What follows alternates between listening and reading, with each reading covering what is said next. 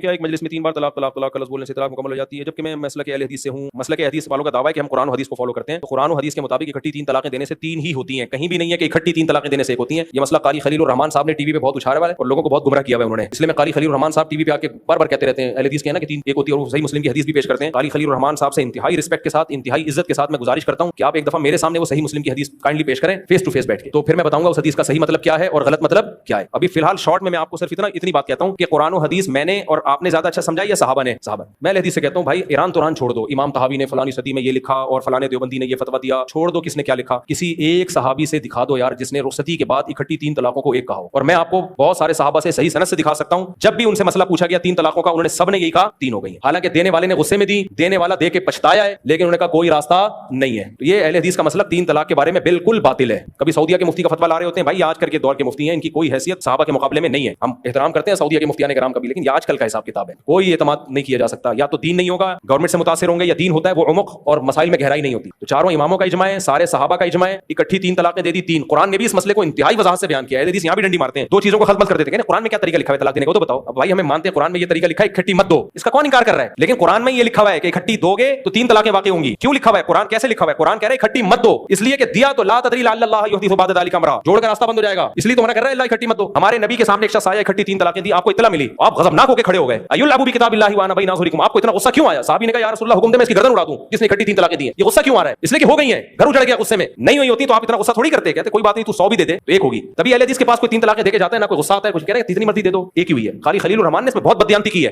ایک جگہ کہہ رہے ہیں کہ جب حنفی کوئی 3 طلاقیں دے کے آتا ہے تو میں کہتا ہوں یا مسلک بچا لے یا بیوی بچا لے، یا مسلک بچا لے یا بیوی بچا لے۔ کیوں لوگوں کو گمراہ کر رہے ہو یار؟ پھر ایک وکیل کا کل میں نے کلپ سنا، وہ وکیل کہہ رہا ہے کہ پاکستان میں اگر کوئی 3 طلاقیں اکٹھی دے دیتا ہے تو اگر وہ حنفی مسلک سے ہے تو 3 ہو گئی ہیں، اور اگر امام شافعی اور کوئی اور ہے تو ایک ہوئی ہے۔ وکیل بھی گمراہ کر رہے ہیں تمہیں، 3 طلاقیں کوئی اکٹھی دے دیتا ہے، حنفی ہو شافعی ہو مالکی ہو حنبلی ہو، سب کے نزدیک اکٹھی 3 دینے سے 3 ہو جاتی ہیں تمام۔ یہ کوئی حنفی مسلک نہیں ہے، سارے صحابہ کا یہی مسلک ہے، کوئی اختلافی مسئلہ بعد میں بنا لیا اختلافی مسئلہ اس کو، اس لیے اہل حدیث اس میں ٹو دا پوائنٹ بات نہیں کرتے، گھماتے ہیں بہت باتوں کو، کبھی ادھر لے جائیں گے کبھی ادھر پینترے بدلیں گے۔ اسی لیے بعض اہل حدیث علماء جنہوں نے حق کا ساتھ دیا انہوں نے اعتراف کیا ہے کہ اس مسئلے میں ہم کمزور ہیں اور اس مسئلے میں احناف صحیح کہتے ہیں۔ اہل حدیث کے فتاوی میرے پاس موجود ہیں، کبھی موقع ملا تو میں لاؤں گا، جنہوں نے کہا ہے کہ یہ مسئلہ محدثین کا نہیں ہے، یہ بعد میں کسی نے نکالا ہے، وہ بھی اس کے قائل ہے کہ اکٹھی 3 ہی ہوتی ہیں۔ تو اہل حدیث میں بھی اس مسئلے میں اتفاق نہیں ہے، تو اس لیے اکٹھی 3 طلاقیں چاہے اہل حدیث نے دی ہوں یا حنفی نے دی ہوں 3 ہی ہوتی ہیں۔ اور آج کل کے کچھ اسکالر ہمارے دیوبندیوں میں بھی ایسے ہیں جو فتویٰ دے رہے ہیں کہ ایک ہو گئی ہے، ان کے فتوے کی کوئی حیثیت نہیں ہے، کیونکہ یہ مسئلہ صحابہ میں اجماعی مسئلہ ہے، کسی ایک صحابی سے بھی اکٹھی 3 طلاق کا ایک کہنا ثابت نہیں ہے۔ اچھا اہل حدیث اس میں بھی گڑبڑ کرتے ہیں، کہتے ہیں دیکھو فلاں حنفی نے لکھا ہے کہ بعض صحابہ 3 کو ایک کہتے تھے، ان سے کہیں دیکھو حنفی نے لکھا ہے تو حوالہ تو پیش کرو نا، کوئی سند پیش کرو۔ جیسے بعض حنفی علماء نے لکھا کہ ابن عباس اکٹھی 3 کو ایک کہتے تھے،